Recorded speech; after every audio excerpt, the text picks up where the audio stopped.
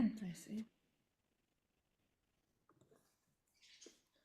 All right, welcome everybody to another episode of Legal Tech Week. It's October 25th, 2024, and this is the show where we talk about the top stories in legal tech and innovation from the past week. Some of us have been doing a little traveling this week, so we can talk about that, and then there's other news for us to catch up on as well. So let's get started with introducing. We've got a small panel this week, but that's okay. We'll start with introductions. Niki, you want to kick it off?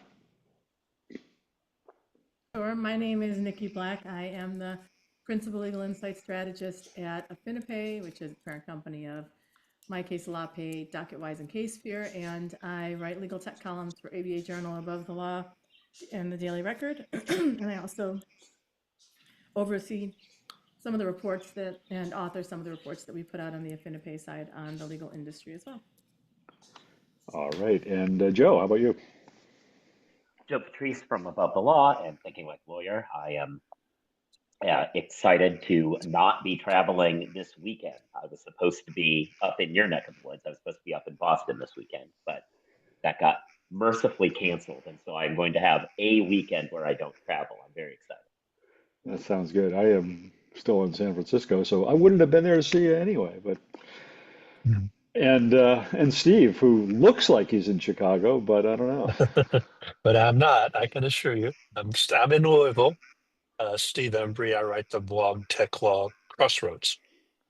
This is what happens when And you're on the also tech. have the shortest introduction. When you're on the tech show board, you just can't help but have Chicago in the back of your mind all Right. the time, right? It's just always right there. All right. Well, there were a couple of conferences this week, and NetDocuments had its conference, and Joe and Steve, I think you were both there. I am in San Francisco for the Everlaw conference, the Everlaw Summit. Why don't we start there? You guys want to tell us a little bit about NetDocuments? How was it? Go ahead, Joe. Okay. So we were at the NetDocuments conference, which was down in Atlanta this year. It was my first time heading to this particular show, so I thought it was interesting, especially after all of the shows that we've been to back to back to back to back to back over the last couple of months. Uh, haven't really had a DMS show that I had been to, so it was interesting to see kind of the document management perspective on things. This was your I first thought it time was it was your first time there? first time with these Yeah. folks. Yeah. Yeah. As far as DMS generally, I think there was an iManage thing like 8 years ago I went to. So like I really have not gone to a lot of document management shows. So it was interesting to kind of hear that perspective on things. I thought, I've written about NetDocuments in the past and some of the work they're doing with like Pattern Builder and all. I thought it was, at least my biggest takeaway from it was to the narrative. We're not even at the 2-year anniversary of generative AI really hitting the big time. But the discussion really didn't center on new things as much as it centered on improving how people work with AI, which I thought was really interesting and kind of tracked some of the thoughts I've had in the past and shared on the show in the past about how I wonder if AI is not necessarily going to get better, but be better deployed. And so there was a lot of talk of how they can use AI vis-a-vis the document management system to be a better experience for the user, to leverage stuff better, to be where the content is coming to their AI, not AI going to content, could be more secure as things come in, utilizing other apps coming toward the document management system to the extent they touch on documents as a way of making the experience better. And I think those sorts of conversations are going to be increasing over the next few months. That seems to be where people are starting to go. So I thought it was interesting because this continued that trend of companies that are really thinking seriously about how to make that experience better. Steve? Yeah, I was also there. No Nelly, No famous movie stars other than Joe and I. Nobody asked for our autograph though. Uh, it was. I think it's interesting what they're doing. I mean, NetDocs is uh, a vendor to a lot of big law firms. They have access to just about every document, internal document of a law firm, and so they're thinking about how they can leverage AI and generative AI to answer inquiries that lawyers, administrative people might have from those documents. They gave several examples. Uh, they want to create natural language queries to prompt those internal documents, summarization, answering interrogatories, creating contracts, redlining contracts, even so far as to assess strengths and weaknesses from pleadings. They also talked about the fact that they could work with invoices and billing guidelines, which made me wonder whether they, at some point, may be moving into more of uh, office management, back office kind of stuff, which I asked them and they sort of were coy about, well, we've got a lot of partners. We would never think about doing something like that. But then they also talked about how they wanted to become like the one platform where all work could be done with their platform, which sort of would make you think that maybe they might be moving in that direction, and they could. One of the things I came out of there with, though, was they talked a lot about how all these various tools could be used to do work more efficiently and to do work that humans were doing.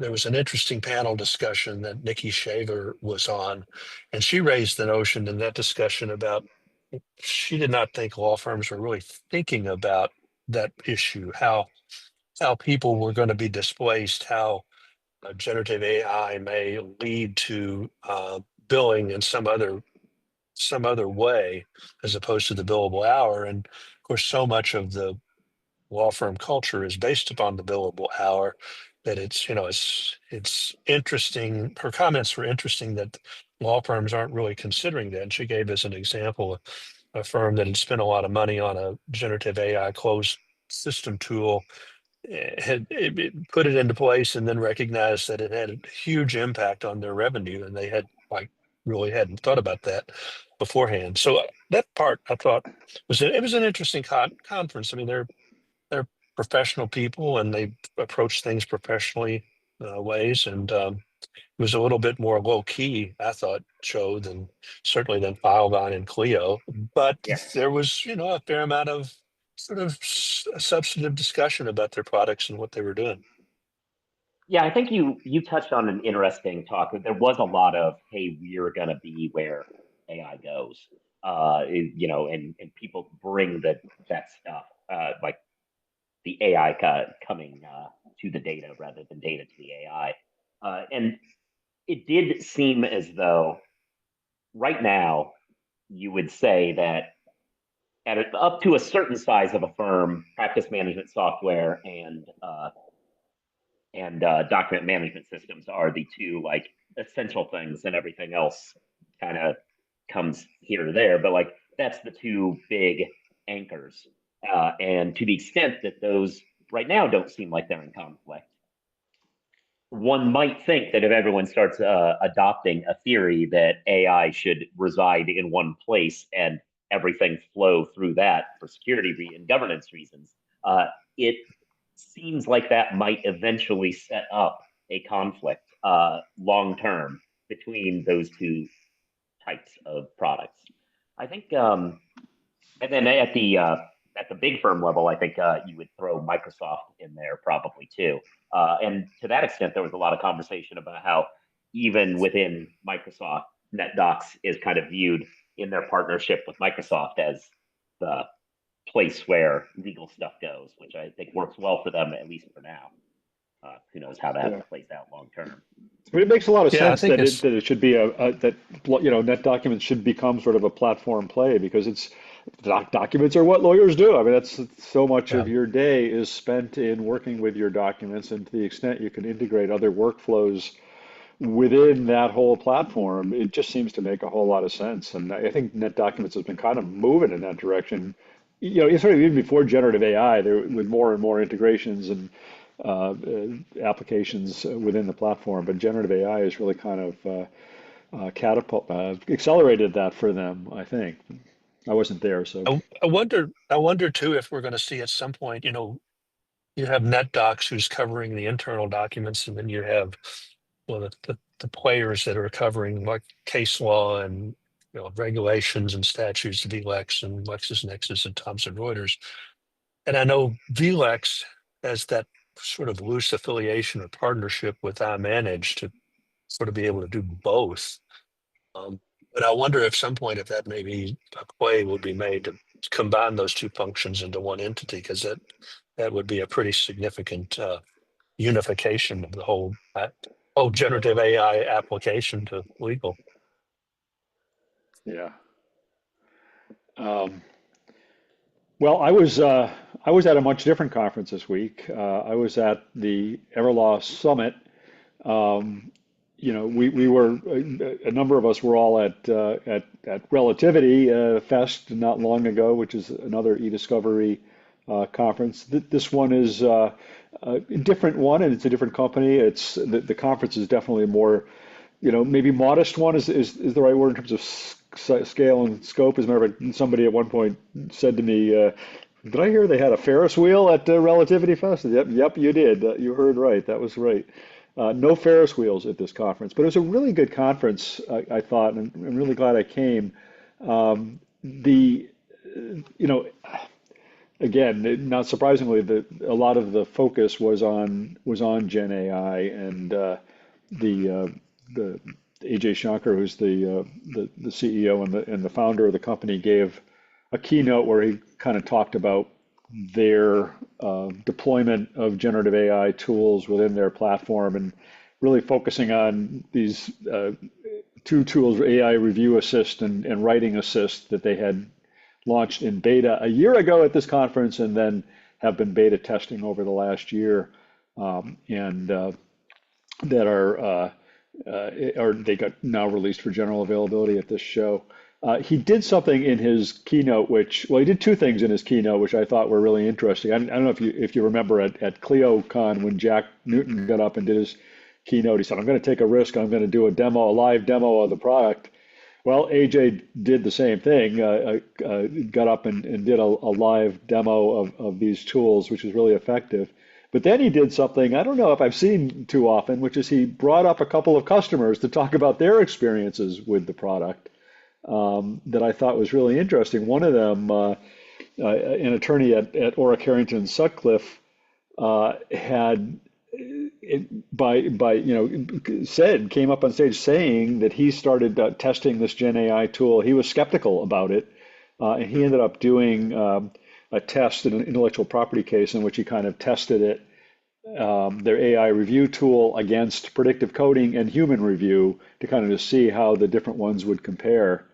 And he found that as I think his own words were, he was surprised to find that the Gen AI coding suggestions were more accurate than human review by a wide margin, did much better, and also would have led to substantial savings that he said even somebody who was using the tool inefficiently probably would have saved at least half the cost off of managed review, and somebody of his skill and level using the tool could probably save 80% or so off the cost of managed review. So, that was significant. And he talked about the fact that whenever there was that the predictive, I think the difference between the Gen AI and the predictive coding was sort of less marked than the human review. But even then, whenever there was a sort of a distinction or a contrast between the predictive coding results and the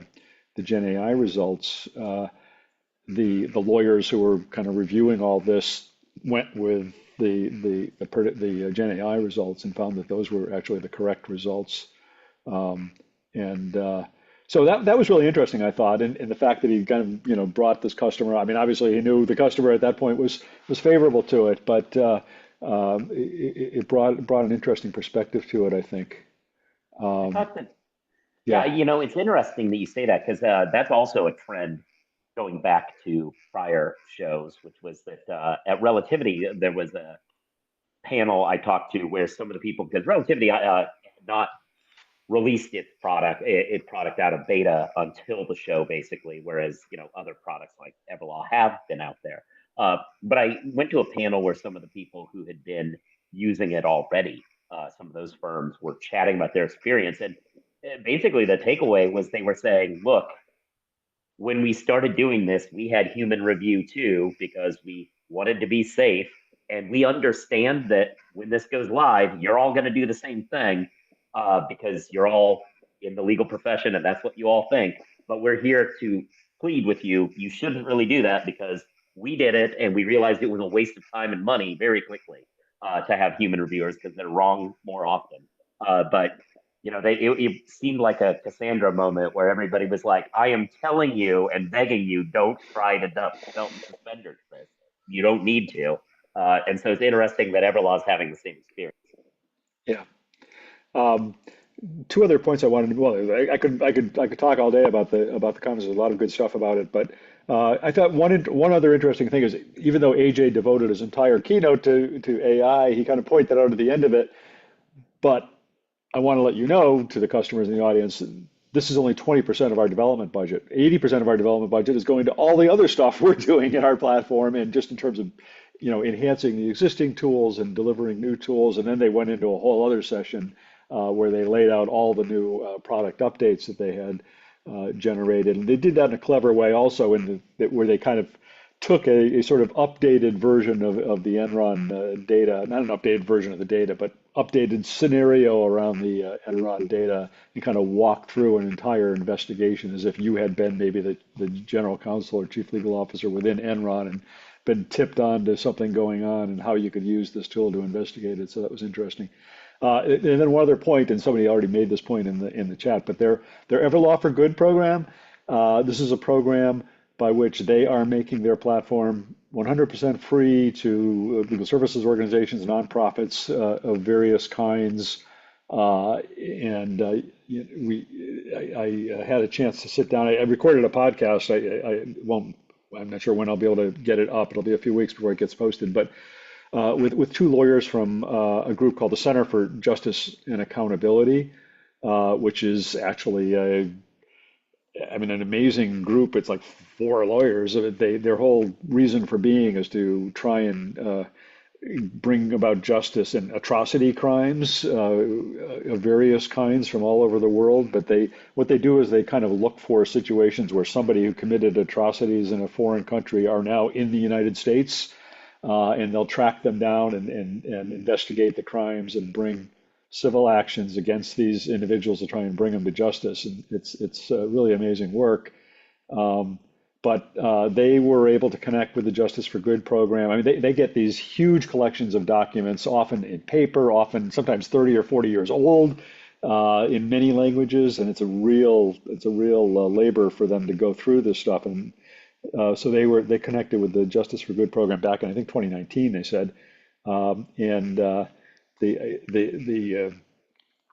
one of the attorneys, Claret Vargas, who I interviewed, said that when they were able to start working with this software, it was quote unquote transformative to their work. And she said, quote, it was almost like a party. We could not believe how fast we could do these things. Kudos to them for doing that and making their software available for free. Um, and actually, I guess maybe while we're on that, I'm going to also bring up the fact that on the subject of companies doing good things in terms of making their software available, there was news this week on that front from CoCounsel, Thomson Reuters. I don't know if you all saw that, or I know I wrote about it. I wasn't getting a chance to see if anybody else wrote about it, but where they are making their CoCounsel software available for free to 15 organizations, 15 nonprofits for a year, and they'll kind of work with those nonprofits to try and develop sort of templates for using AI in whatever the kind of work those different nonprofits do. It might be immigration or whatever it is, and then take those templates and make them more broadly available to other organizations that are doing similar work so they can sort of better understand the use cases for using AI. And then separately, they're also going to have this reduced price, not free, but reduced price availability to CoCounsel for other, basically any legal services or nonprofit organization can get it. I think it's like $50 a person per month, which apparently for CoCounsel is cheap, but it's still not cheap for people, but a lot cheaper than it would cost otherwise. So again, another example of a company that's trying to make its software available uh, towards the goal of access to justice. I thought that was really interesting, and I by no means doubt the sincerity of the effort, especially because I know the co-counsel folks, like to actually help bridge access to justice. Um, and I have no doubt that's the primary motivator, but also it's it is a great way to get data. You know what I mean? Like about use cases and how lawyers are using things and um, in the real world versus hypothetically and to actually see all that, their entire processes and get their feedback. So they're certainly going it sounds like they're certainly getting something in return. And that's one of the most challenging parts of developing in our space in particular is, the language is unique, legalese is challenging, all the different processes of all the different practice areas. So they're definitely getting something back on that. But again, I absolutely do not doubt their sincerity in bridging access to justice by any means.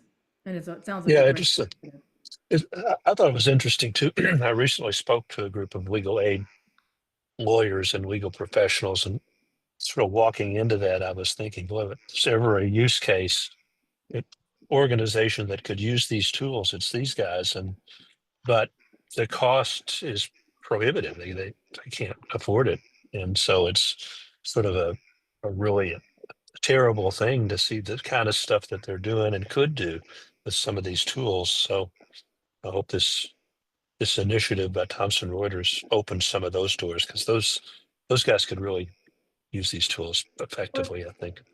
yeah, and one thing that's interesting is after our panel at CleoCon, um, and I don't, if you recall, I was like, it's absolutely not going to increase access to justice because of capitalism. I don't think that's ever going to happen. Afterwards, Jim Calloway came up to me. He's the longtime law practice PMA, practice management advisor for the Oklahoma Bar, and he said, I'm going to have to disagree with you on that one because at some point, as the costs scale and the prices drop, um, and presumably like initiatives like this, once you can get these tools to the people actually practicing on the ground in these legal aid corporate organizations and public defenders, then you're actually going to see um, uh, bridges towards access to justice. Actually helping them provide better representation, represent more people on a scale that we really haven't been able to accomplish previously. So, and he raises a really good point. And this is an example. Both of these are, Everlaw and Thomson Reuters CoCounsel initiative, of ways that actually can happen. So I'm hopeful that maybe capitalism will lose out this time around. We'll see. Thank you, Comrade Black. Uh, and there was I don't know if I mean this Thomson Reuters thing was sort of spearheaded by Laura Safdie, who was one of the co-founders of Casetext, and who talked about the fact that she saw the potential of this technology for access to justice well before they were acquired by Thomson Reuters. But I think she's part of, I've talked before, I forget if any of you guys have been to that legal services innovations in tech conference that they do in January every year. It's a really good conference on tech for access to justice. And this year, Kristen Sunday from Paladin, I think Laura's involved in it, and a few others are involved in sort of planning a day before side adjacent conference on AI for access to justice. So if put, I don't know if they put up, I don't think they've put up a web page yet or anything. I think they're just about to announce it, but that will be, if that's something that interests you, that'll be a good conference to go to, I think, in January. if you're not conferenced out by then. Uh, Niki, I'm going to let you pick who you want to start with. We've got a couple of good stories this week. So what do you want to talk about? I'm going to start with the second one that I added because we did touch briefly a couple weeks ago on my first story the one that I actually have written about this time around. So my first story is this came up in conversation, and so I did a LinkedIn poll, and I have a good number of followers on LinkedIn. So sometimes if the poll resonates, I get a lot of responses, and this is one of those cases. I posted it yesterday. The issue is, do you prefer lawyer or attorney? What do you prefer to be called? Or do you just not care? And it was really interesting to see because technically when you define these terms, if you look it up in the dictionary, a lawyer is someone who's graduated from law school, and an attorney is someone who's passed the bar and is licensed to practice law. That's the technical English definition or dictionary definition. But then the ABA has said that they're interchangeable and that they all refer to someone who's licensed to practice law and represent clients. And then, Bob, in a minute, I think it's interesting the way that ALM standardized it and had you the framework that they had for using those words in journalism. But I just thought it was really interesting because I never really thought about it. And when you really think about it, it's a really interesting endeavor because most of the time, if you're like at a cocktail party or whatever, and someone's like, what do you do? If you're a lawyer or a doctor, you'll say, I'm a lawyer, I'm a doctor. You're not going to say I'm a physician or I'm an attorney, because everyone's going to be like, yeah, okay, asshole. You know, like you sound like an arrogant jerk if you say I'm an attorney, especially if you say I'm a physician. It just has a level of arrogance to it. And so, but then one thing I noticed when I looked at all the titles, actually Gabby Kubero pointed this out because she looked at my poll from our company. Almost half the people, because I shared a couple of them just to show that it was a decent amount of lawyers, but almost half the people are, it says attorney, attorney general or assistant district attorney or associate attorney. And so when you think about it that way, generally attorney shows up in your in titles, right? Like oftentimes you're going to see attorney, attorneys are what you see on a website. And so lawyers tends to be more informal, and attorneys is a little bit more pretentious or more formal. But it really does just depend on the person and the context. And so it's kind of interesting. And at the end of the day, I put a link in the comments, 575 votes so far. I posted it yesterday morning. And so it's a really good cross section. It's at least 80% attorneys, because I tried to have just lawyers vote. That's what You mean lawyers? Yeah, lawyers. But it was really interesting because 31% right now prefer lawyer, 29% prefer attorney, and then 29% are like, either way works, I'm fine with that. And then 10% said, there's a distinction, like who knew? So it's just interesting that interesting to sort of think about. I wonder if there's also regional preferences possibly. I don't know, but it was really interesting. It's interesting. I checked and it looks like he's not here today, but when you mentioned it's usually how they do title is attorney, it struck me that, that is true. Whenever I see Joshua Lennon, lawyer in residence, I'm always like, that's weird. Isn't it supposed to be attorney? It is a thing that it just has been in the back of my brain. I've never really articulated until just now. Joe, I've been spending too much time with you because I had the same thought. Yeah. I mean, we have toured the country crisscross for the last 6 weeks. You're muted. Helps to unmute, right?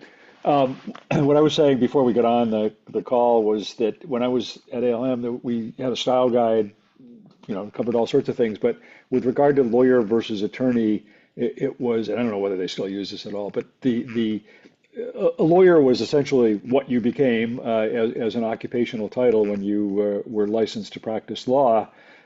Attorney referred to you in your capacity as representing somebody. And I was actually just Googling this, and I found this is, I think it's actually the AP style guide that used to have it this way. It said that an attorney is someone empowered to act for another, often called an attorney in fact, which is maybe more technical, and that whereas a lawyer is just a person admitted to practice in a court system. So, and that's kind of a small distinction, but But then why does the door say attorney at law? Like, right? Like, and that's before you were represented. It's like, yeah, I don't know. I think they're interchangeable in yeah, they in probably a are. serious way. Well, Um, that's, sorry. yeah, no, go. No, Well, that no, was we were it. just talking about this before we started the program. Like people who write frequently, lawyer, attorney, like I'll sometimes switch it up, especially if for some reason I have to use the word lawyer over and over again. Sometimes I'll just say attorney just to kind of break it up a little bit. So it's helpful in that context as well. I don't know. What do you guys prefer? I think I would prefer, like if I had to say what I was, I would say I'm a lawyer, but it might depend on the context. I say Well, lawyer. Yeah, and to me, it sort of depends on, yeah, the context. I mean, if you're talking to a certain group of people, I would say I'm a lawyer. I was talking to another group of people, I might use the term attorney. Um, and I think most lay people, if I can use that term, would probably use You the mean word lawyer. non-lawyers and Yes, non-attorneys? I yes, the non-people. But I think most, like the public, would probably use the word lawyer more than attorney, I think. as I put in the chat, there's always the version of doctor because you do have a Juris Doctor degree, and that is what some people insist on calling themselves, including Jenna Ellis was famous for doing that while she worked in the Trump White House, calling herself doctor because she had a law degree.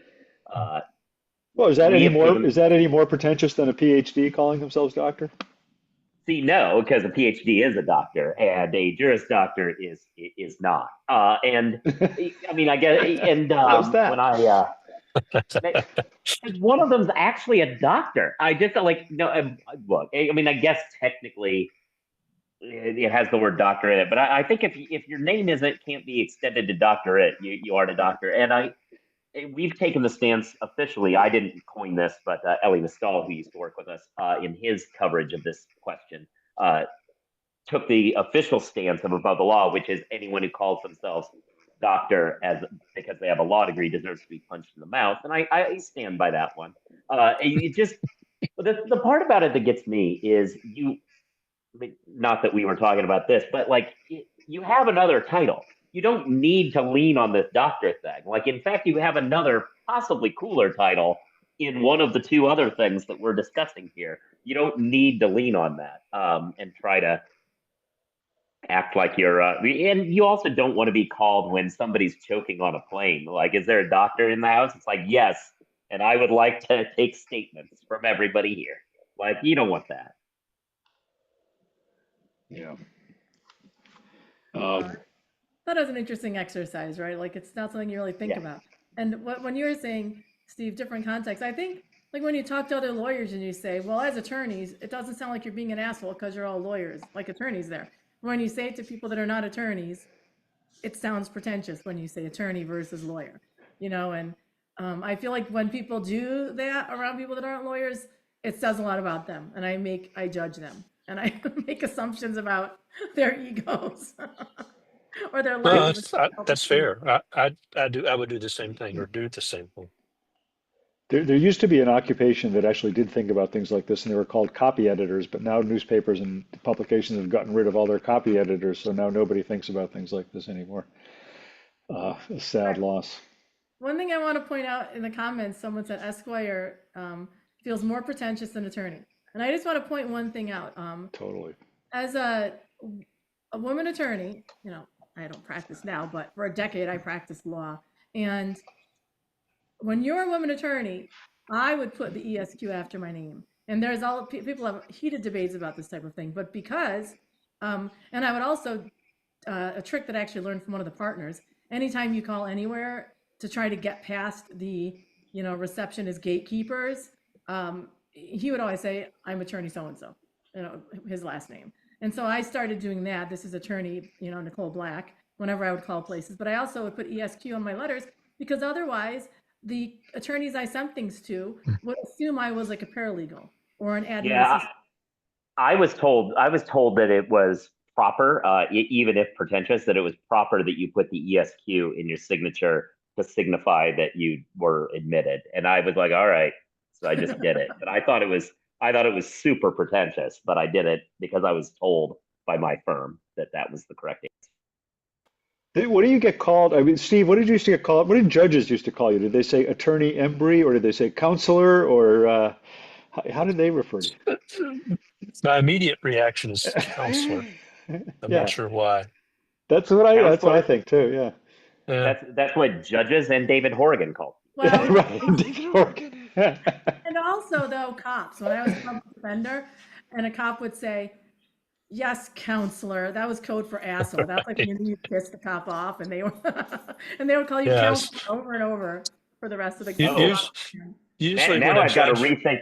Now I got to rethink whenever David says that to me. Now, would they even introduce that possibility? Well, I was going to say, usually when a judge says, well, counselor, something bad is getting ready to happen. It's not going to be a compliment. I know when I used to Correct. practice in the Virgin Islands, they would always call you attorney, whatever, attorney Ambrogi. They would always use the attorney as their sort of your title. Wow, that's a super interesting wrinkle to this. Yeah. I didn't even think about it. Like, I mean, I guess Niki introduced the idea of regional variances, but I was kind of like, I don't know. But like that is like super regional variance. Yeah. And they would do it with a West Indian accent to make it even better. So, So you uh, doubted me, Joe? Is that what you're saying? What You is what? that? doubted me. What? No, well, I mean, I thought like regional variances, the way you kind of outlined it originally, I was like, oh, in conversation, people might call people differently, but like the idea of the court straight up going attorney you, that I did not expect. Yeah. All right.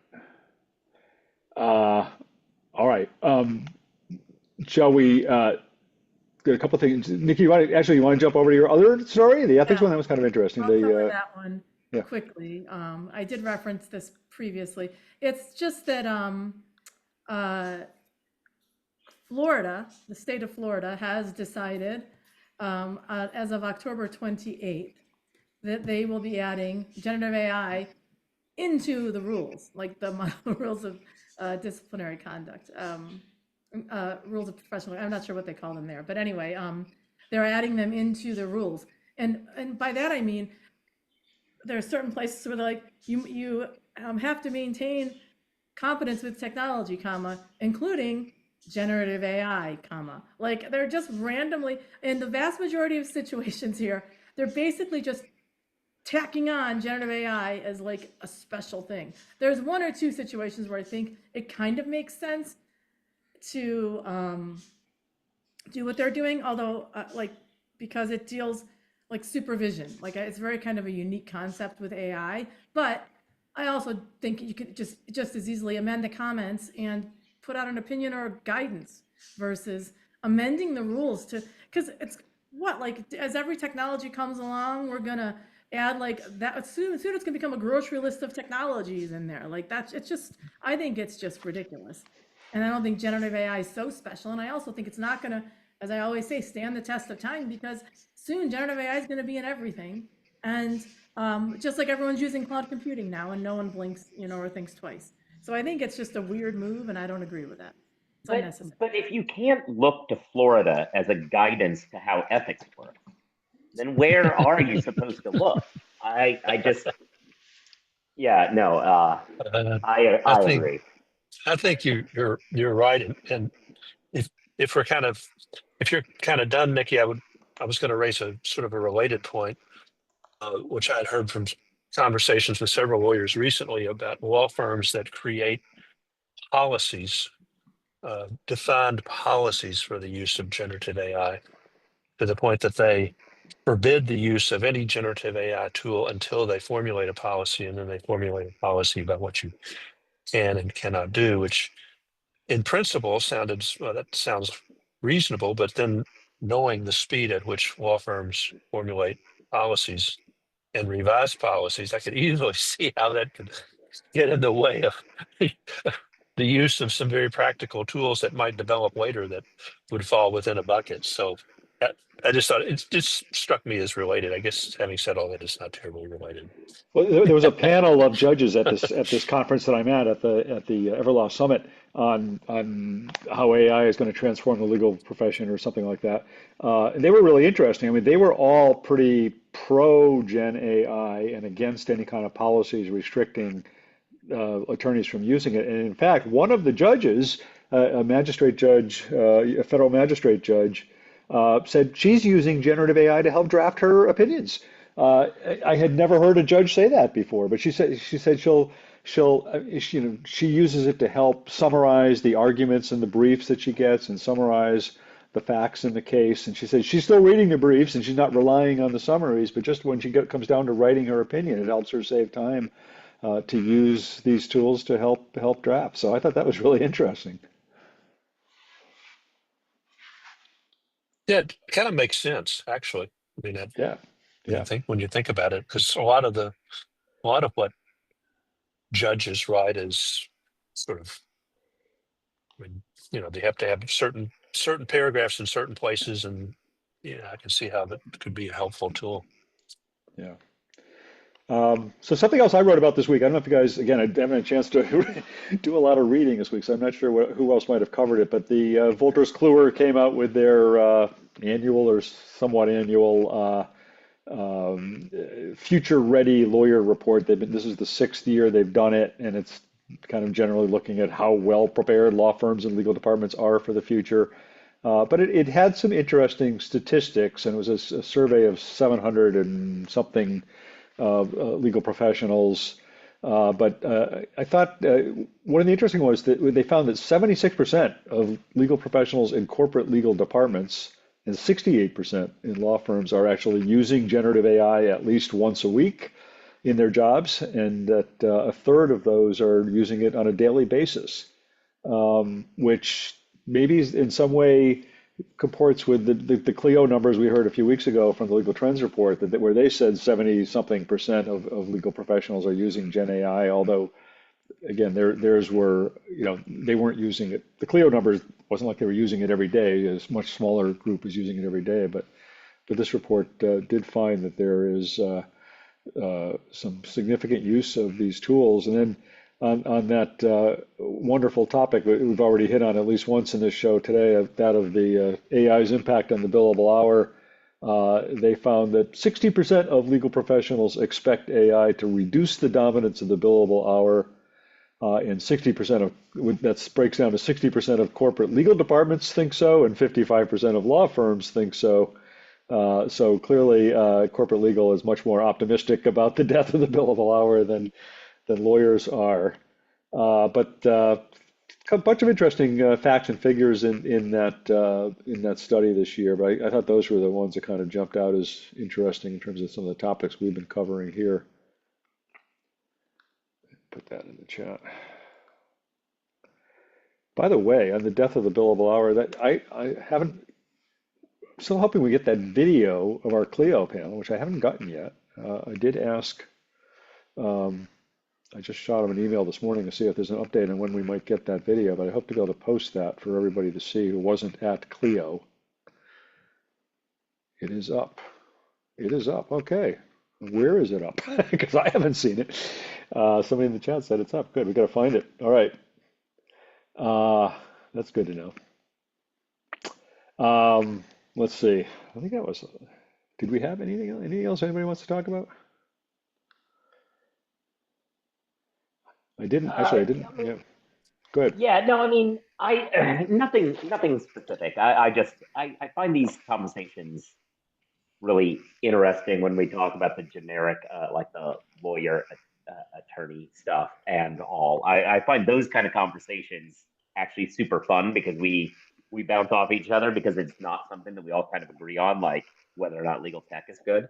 So if people have ideas about those kind of fights that we should be paying attention to, let us know, because if there's a fun one like that, let us know, because I think we could some days, especially weeks where we don't have a huge complement like we do this week because everyone's kind of scattered to the winds. I think we could have a lot of fun with those sorts of fights. What's your favorite pejorative term for a lawyer? How about that? We can work on that one. Lawyer.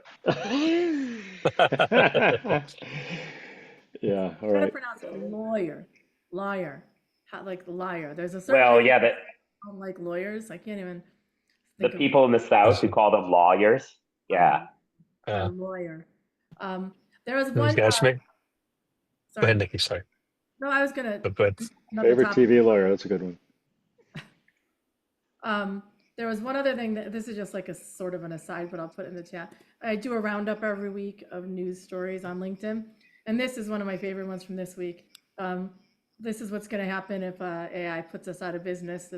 An AI that was acting, it was an article created by AI for some site accused a district attorney of murder because it took the headline of the story and messed it up somehow, and it just apparently human eyes did not look at it, and it got published. Accusing the district attorney of murder. So I thought that was a funny. It was a local Hoodline San Jose. So I think it was a local network or local news site. So I thought All that was right. funny. All right.